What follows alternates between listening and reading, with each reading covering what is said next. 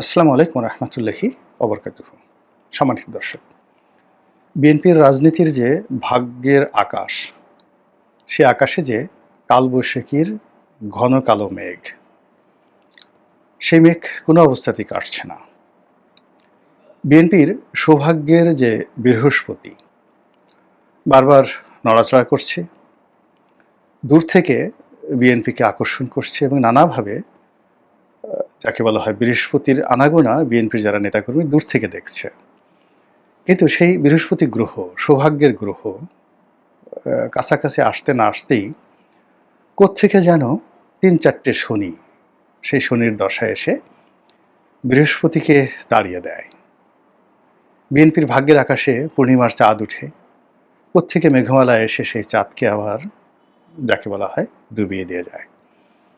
ফলে গত একটি বছর ধরে আশা, নিরাশা, হতাশা, ক্রোধ, ক্ষোভ, অনিশ্চয়তা, চক্রান্ত থেকে শুরু করে আরও অনেক কিছুতে বিএনপি রীতিমতো বিধ্বস্ত হয়ে পড়েছে। আওয়ামী লীগ জমানাতে বিএনপির একটা ভয় ছিল, আতঙ্ক ছিল এবং সেগুলো মোকাবেলা করার জন্য তাদের একটা মানসিক প্রস্তুতি ছিল। কিন্তু বর্তমান জমানাতে যে ভয়গুলো, সেগুলো হলো অজানা ভয়, আতঙ্কগুলো অজানা আতঙ্ক। সব কিছু আছে কিন্তু কোনো কিছু নেই। এ যেন সেই সিন্ধু কবিতার সেই পঙ্কুক্তির মতো, যে চারিদিকে এত জল তবু নাহি তৃষ্ণার অবধি, লবণাক্ত পানি, খাওয়া যায় না। তো এটাকে সেই ফুটিয়ে তোলার জন্য কবি নজরুল যে শব্দমালাগুলো ব্যবহার করেছেন, অমর, অক্ষয়, সব কিছু চারিদিকে আছে কিন্তু গ্রহণ করা যাচ্ছে না। অবস্থা দৃষ্টে মনে হচ্ছে যে নির্বাচন যদি হয়ে যায় তাহলে বিএনপি ২৮০টি সিট পেয়ে যাবে। নির্বাচন না হওয়ার কোনো কারণ নেই। নির্বাচনকে বাধাগ্রস্ত করার মতো যে শক্তি কোনো রাজনৈতিক দলের নেই এবং রাষ্ট্র, প্রশাসন, যন্ত্র থেকে শুরু করে যা কিছু রয়েছে সব কিছুই এখন বিএনপির অনুগত। কিন্তু তারপরে হচ্ছে না, কোনো কিছুই হচ্ছে না। বিএনপি তার নেতাকর্মীদেরকে দমাতে পারছে না। বিএনপি যাদেরকে ভালোবাসে তাদেরকে সামনে এগিয়ে আনতে পারছে না।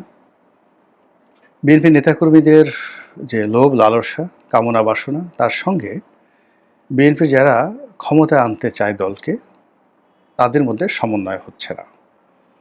বিএনপি যারা খারাপ মানুষ, তারা নগদ যা পাও হাত পাতিয়া লও এবং আজকের দিনটি তোমার জীবনের শেষ সুযোগ, কাজে যা পাও দুহাতে লুটেপুটে খাও। এই তথ্য এবং থিওরির বিপরীতে যারা দলকে ক্ষমতা নিতে চান, দেশের রাষ্ট্র ক্ষমতা অধিষ্ঠিত হতে চান, মানুষের মন জয় করতে চান, সেই দলের শীর্ষ যারা নেতৃবৃন্দ রয়েছেন, তারা প্রাণান্ত চেষ্টা করেও এই দলের বেয়াড়া, বেয়াদব, লোভী, অসৎ, দুর্নীতিপরায়ণ এদেরকে দমন করতে পারছেন না। বহু মানুষকে যাকে বলা হয় দল থেকে বহিষ্কার করা হয়েছে, কিন্তু এতে পরিস্থিতির উন্নয়ন হয়নি। দ্বিতীয়ত, বহুদিন ধরে যাদের সঙ্গে দলের কোনো সম্পর্ক নেই, যারা দলের পদ পদবি হোল্ড করেন না, কিন্তু একসময় হাওয়া ভবন ঘনিষ্ঠ ছিলেন কিংবা একসময় প্রধানমন্ত্রী যখন বেগম খালেদা জিয়া ছিলেন, তার অফিস কেন্দ্রিক যে সিন্ডিকেটটি ছিল, নেতিবাচক সিন্ডিকেট, সেই সিন্ডিকেটের হর্তাকর্তা যারা ছিলেন, তারা এই বিএনপির এই দুর্বল, স্পর্শকাতর এবং সেন্সিটিভ যে জায়গাটি, এই জায়গাটিতে এবং এই সময়টিতে তারা অতীতের যে কোনো সময়ের চাইতে যে মহৎ তাণ্ডব শুরু করেছেন। তারা আন্ডারওয়ার্ল্ড নিয়ন্ত্রণ করছেন, চাঁদাবাজি, শেয়ার মার্কেট, দখল, মানে সব কিছু বিএনপি নামে হচ্ছে, কিন্তু বিএনপির সঙ্গে তাদের কোনো যোগাযোগ নেই। আর তারা অর্থনৈতিকভাবে, সামাজিকভাবে, এমনকি রাষ্ট্রীয় শক্তিতেও তারা এতটা শক্তিশালী, মানে রাষ্ট্রের মধ্যে রাষ্ট্র, দলের মধ্যে দল, মশারির তলে মশারি, এইভাবে মূলত তারা নিজেদের শক্তিমত্তা ব্যবহার করে বিএনপি, তারেক রহমান, বেগম জিয়া, মির্জা ফখরুল সহ দলের যারা কর্তা ব্যক্তিরা প্রাণান্ত চেষ্টা করছেন, তাদের মুখে চুনকালি মেখে দিচ্ছে, কিন্তু তারা কিছু করতে পারছেন না। অন্যদিকে বিএনপির দীর্ঘদিনের বন্ধু, যারা বিএনপির অনেক দুর্বলতা জানে, বিএনপির শক্তিমত্তাও জানে, সেই জামাত, তারা এখন বিএনপির শত্রু। আবার অতীতে ওই যে বললাম যে যারা হাওয়া ভবনে প্রভাবশালী ছিলেন, তারপরে বেগম জিয়ার অফিসে প্রভাবশালী ছিলেন, তারাও জামাতের সঙ্গে এবং যেই এনসিপির সঙ্গে ঘনিষ্ঠ যোগাযোগ রক্ষা করছেন। অনেক ক্ষেত্রে টাকা দিয়ে, পয়সা দিয়ে, লজিস্টিক সাপোর্ট দিয়ে বিএনপি বিরোধী শক্তিকে তারা উজ্জীবিত করছেন। তাদের হাতে অল মিনস অফ পাওয়ার আছে। এই পাওয়ারগুলো তারা বিএনপির বিরুদ্ধে ব্যবহার করছেন, বিএনপির নাম ব্যবহার করে। কারণ তারা জানেন যে তারেক রহমান সাহেব যদি ক্ষমতায় আসেন, তাদেরকে রীতিমতো বাঁশডলা দেওয়া হবে।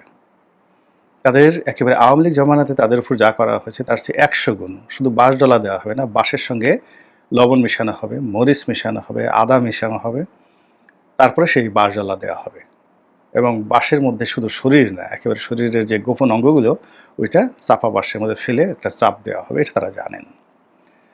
ফলে তারা কোনো অবস্থাতেই তারেক রহমান সাহেব ক্ষমতায় আসুক এটা তারা চাচ্ছেন না, এবং সেই পথে বাধা সৃষ্টি করার জন্য তাদের বিদ্যা, বুদ্ধি, কলা, কৌশল সব তারা প্রয়োগ করছেন। এটা বিএনপির জন্য এখন রীতিমতো দুর্ভাগ্যের বিষয় হয়ে গেছে। জনাব ইউনূস, ডক্টর মোহাম্মদ ইউনূস, তিনি প্রথম দিকে এনসিপি বা জামাত তাদের সঙ্গে সম্পৃক্ত থেকে তিনি হয়তো একটা চিন্তা করেছেন, কিন্তু এমন একটা সময় এসে গেছে তার জীবনে, তার কাছে মনে হয়েছে যে তারেক রহমানের সহযোগিতা তার দরকার, বিএনপির সহযোগিতা দরকার, এবং তিনি একটা নিরাপদ প্রস্থান চাচ্ছেন, সেফ এক্সিট চাচ্ছেন। তার এটা ভালো লাগছে না, এটা আমি নিশ্চিত করে বলতে পারি। মানে এখন এই যে ক্ষমতাটা, তার উপদেষ্টারা হয়তো অনেকে এনজয় করছেন, অনেকে হয়তো তাকে রেখে দিতে চাচ্ছেন নিজেদের স্বার্থে, কিন্তু এই বয়োবৃদ্ধ প্রবীণ মানুষটি তিনি চাচ্ছেন না যে ক্ষমতা দীর্ঘায়িত হোক, তিনি চলে যেতে চাচ্ছেন একটা নির্বাচন দিয়ে এবং বিএনপির হাতে ক্ষমতা হস্তান্তর করে।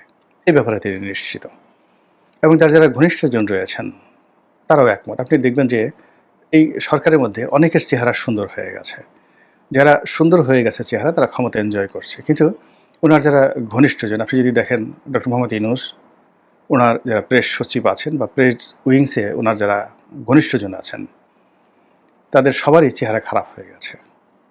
যাদের চেহারা খারাপ হয়ে গেছে ধরে নেন যে তারা ক্ষমতা উপভোগ করছেন এবং তারা চলে যেতে চান।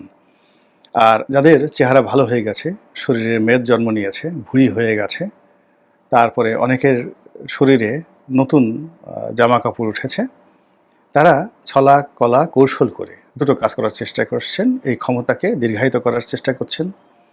আগামীতে যারা ক্ষমতায় আসবে তৃতীয় চতুর্থ পক্ষকে তারা ইনভাইট করছেন সেই জায়গাতে। আর বিএনপি এবং তারেক রহমান সাহেব যার সঙ্গে ডক্টর মোহাম্মদ ইউনূসের একটা সম্পর্ক হচ্ছে, সেই সম্পর্কটিকে ভেঙে দেওয়ার জন্য তারা প্রাণান্ত চেষ্টা করছেন, এবং এটা এখন বিএনপির জন্য বুমেরাং হয়ে পড়েছে। পর্দার আড়ালে যে সকল নেতিবাচক কাজকর্ম হচ্ছে সেগুলো কম বেশি আমরা শুনি, কিন্তু বিএনপি যারা কর্তা ব্যক্তি তারা এটা বুঝতে পারেন কত মারাত্মক ঘটনা সেখানে ঘটে চলছে। ডক্টর মোহাম্মদ ইউনূস বিএনপিকে সহযোগিতা করার জন্য নির্বাচনের তারিখ ঘোষণা করেছেন, নির্বাচন অনুষ্ঠানের জন্য নির্বাচন কমিশনকে চিঠি দিয়েছেন, জুলাইয়ের ঘোষণাপত্র তিনি করেছেন, এবং সেই ঘোষণাপত্রে এমনভাবে সুকৌশলে তিনি সব কিছু করেছেন যেন রাজনৈতিক বিভেদ না হয়।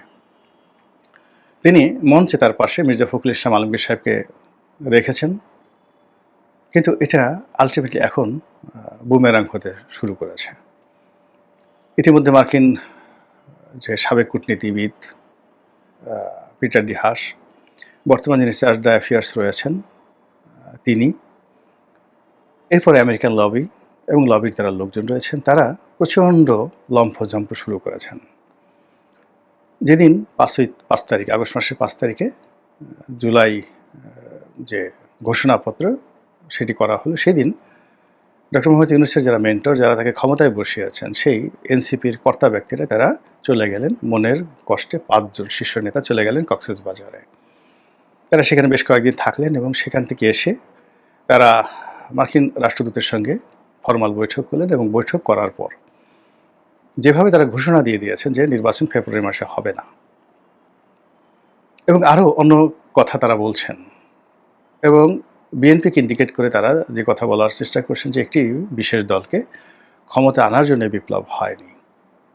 এতে করে বিএনপির সঙ্গে ডক্টর মোহাম্মদ ইউনূসের যে সমঝোতা, সেই সমঝোতার মাধ্যমে বিএনপি নেতাকর্মীরা যে আশার আলো দেখছিলেন, যে বৃহস্পতির নড়াচড়া তারা অনুভব করছিলেন এবং একটা নির্বাচনের জন্য তাদের যে ব্যাপক যাকে বলা হয় প্রস্তুতি এবং যাকে বলা হয় চেষ্টা প্রচেষ্টা ছিল, সেটি এখন রীতিমতো মুখ থুবড়ে পড়েছে।